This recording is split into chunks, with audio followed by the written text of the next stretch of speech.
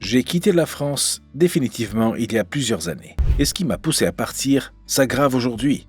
Ce n'était pas un coup de tête ni une fuite, mais parce qu'à un moment, il faut ouvrir les yeux. Et pourtant, je suis parti bien avant que les choses n'explosent. Mais comme beaucoup, il y avait cette petite voix intérieure. Ça va s'arranger, faut juste patienter un peu. Et puis un jour, on réalise. Ce n'est pas une crise, c'est une trajectoire, un lent glissement organisé. Et tant qu'on reste, on le subit. Dans cette vidéo, je vais vous raconter pourquoi cette décision a été prise, ce que j'ai vu se dessiner à l'époque et qui se confirme aujourd'hui. Et si vous ressentez ce même malaise, ce sentiment diffus que quelque chose cloche, peut-être qu'il est temps d'envisager un plan B vous aussi. Mais attention, il ne s'agit pas de s'exiler ailleurs en Europe. Ce serait refaire exactement la même erreur et devoir recommencer dans 5 ans. Je suis né en France, j'y ai grandi, j'ai fait mes études ici, je me suis construit ici. Pendant longtemps, j'étais fier de dire que j'étais français. On a un pays magnifique, une histoire, une culture, un art de vivre que le monde entier nous envie. Et je l'ai toujours défendu. Je me souviens encore de mes premières années de boulot à l'étranger.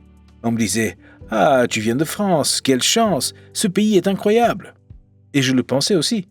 Mais quand je revenais en France, chaque année, je voyais le climat changer lentement. Une tension dans l'air, des regards de plus en plus méfiants, des rues de moins en moins sûres. Au début, je me disais que c'était passager, que c'était moi qui voyais les choses autrement. Mais en 10 ans, le contraste est devenu impossible à ignorer. L'an dernier, je suis revenu en France pour les vacances. J'ai amené mes enfants voir la fête de la musique, comme je le faisais à leur âge avec mes parents. On est resté 20 minutes. Ambiance tendue, policiers partout, bagarre qui éclate à 2 rues. On a plié bagages. Un événement banal autrefois. Aujourd'hui, je n'ose même plus y retourner. Il y a quelques mois, ma mère a dû attendre 9 mois pour un rendez-vous en ophtalmo. 9 mois. Pour un problème qui, pris à temps, aurait pu être réglé en quelques semaines. Ça, c'est devenu la norme. On paye toujours plus, on reçoit toujours moins. Et surtout, on s'habitue. Et c'est ça qui m'a fait le plus peur. C'est de m'y habituer. Accepter que ce soit devenu la nouvelle normalité. Mais ces exemples ne sont qu'une partie du problème. Ce que beaucoup vivent en France aujourd'hui, c'est un pays qui glisse lentement vers quelque chose que je ne veux pas transmettre à mes enfants. Ce que les gens ressentent aujourd'hui, ce n'est pas un simple ras-le-bol, c'est la certitude que le pays qu'ils ont connu est en train de disparaître. Insécurité et climat social. D'abord, l'insécurité. J'ai grandi dans une petite ville de province. Il y a 15 ans, on laissait les vélos devant la maison, les portes ouvertes l'été. Aujourd'hui, même dans un quartier résidentiel, on se fait cambrioler. L'an dernier, 3 voisins sur ma rue ont été visités en quelques semaines. Et ce n'est pas qu'une histoire de chiffres, c'est ce climat permanent, cette tension dans les transports, dans les rues, dans les files d'attente. On vit sur la défensive, on se méfie de tout, de tous. Et c'est ça, vivre. Et ce sentiment d'insécurité se double d'un autre problème, encore plus insidieux. Dégradation des services publics. On nous répète que la France est un pays où les services publics sont un joyau. Ce joyau est en train de se fissurer de partout.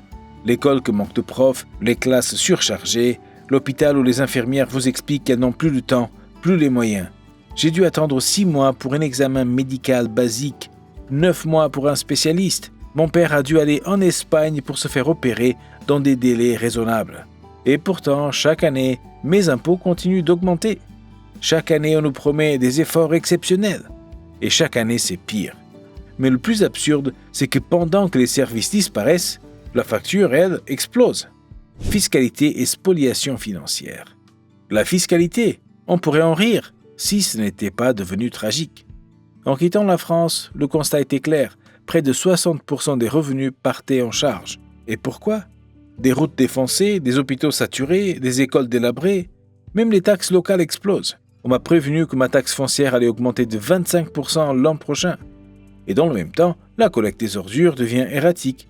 On ne prend de plus en plus, on ne donne de moins en moins. Le message est clair, serrez les dents. Mais ce n'est pas juste une question de portefeuille, c'est aussi une question de liberté. Perte de liberté individuelle. Ce qui me fait le plus peur, c'est même pas l'argent. C'est cette érosion lente, insidieuse de nos libertés. En 2021, quand on a vu apparaître le pass sanitaire, je me suis dit, ça ne durera pas. 2 ans plus tard, on parlait de QR code pour aller au restaurant, des caméras partout en ville. Les lois liberticides s'empilent, la surveillance numérique progresse. On nous vend ça au nom de la sécurité, du bien commun. Mais à force de vouloir nous protéger de tout, on finit par nous protéger de nous-mêmes. Voilà pourquoi de plus en plus de personnes décident de partir. Mais surtout, poser ses valises dans un autre pays européen n'est pas une solution.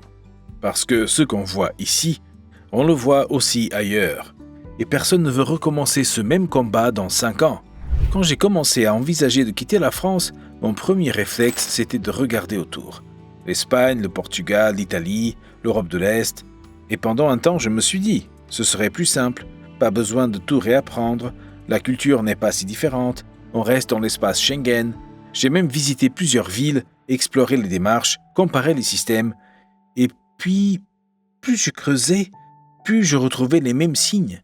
Les mêmes politiques, les mêmes discours, la même inflation galopante, les mêmes restrictions qui arrivent. En clair, les pays européens sont sur exactement la même trajectoire que la France. Certains un peu en avance, d'autres un peu en retard, mais au bout du compte, le mur est le même. Je connais des amis partis au Portugal il y a 5 ans. Ils étaient ravis. Aujourd'hui, ils voient le coût de la vie exploser, les taxes grimper, les libertés se réduire. Et je ne parle même pas des États-Unis ou du Canada. Là-bas, c'est exactement le même modèle, parfois poussé encore plus loin. Partir pour devoir fuir à nouveau dans 5 ans? Non merci. C'est pour ça que j'ai pris une décision claire. Je vais quitter l'Europe définitivement. Alors, où aller quand on ne veut plus subir tout ça? C'est probablement la question que beaucoup se posent en ce moment. Il n'y a pas de réponse universelle, mais il y a des critères non négociables. Quand on cherche à reconstruire quelque chose de solide, on ne regarde plus les jolies plages ou les cafés instagrammables. On regarde le système. Aujourd'hui, une première destination a été ciblée. Les démarches sont bien avancées. Titre de séjour, logement, ancrage local. Ce n'est plus une idée abstraite, c'est en train de devenir réel. Mais dans le monde qui vient, miser sur un seul endroit, c'est prendre un risque inutile. C'est pour ça qu'un plan B a aussi été préparé. Une deuxième option, activable en quelques semaines si nécessaire. Et les deux ont les points communs clairs. Hors des grands blocs géopolitiques, fiscalité stable et compréhensible, liberté individuelle encore protégée, et surtout une dynamique de construction, pas de déclin. Dans les mois qui viennent, tout sera partagé. Les erreurs à éviter, les pièges à contourner, les étapes critiques à ne pas rater. Parce que si vous ressentez ce besoin de reprendre la main sur votre vie, ces informations pourront vraiment faire la différence. Ce genre de décision, on ne la prend jamais à la légère. Ceux qui quittent la France ne le font pas par rejet, ils le font souvent par attachement, parce qu'ils refusent de regarder leur pays décliner sans rien faire, parce qu'ils veulent offrir autre chose à leurs enfants, parce qu'ils veulent redevenir acteurs de leur devenir. Mais partir ne suffit pas. On peut changer de passeport, fuir l'impôt, contourner les blocages. Si derrière on reste dépendant d'un système pour gagner sa vie, alors on a juste déplacé le problème. C'est pour ça que certains ont pris une autre voie. Créer leurs propres revenus depuis n'importe où, sans patron, sans pression, sans compromis. C'est exactement ce que montre Neige Douma dans cette vidéo.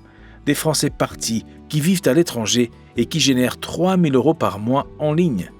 Si vous vous posez des questions, si vous cherchez un point de départ concret pour votre plan B, regardez cette vidéo.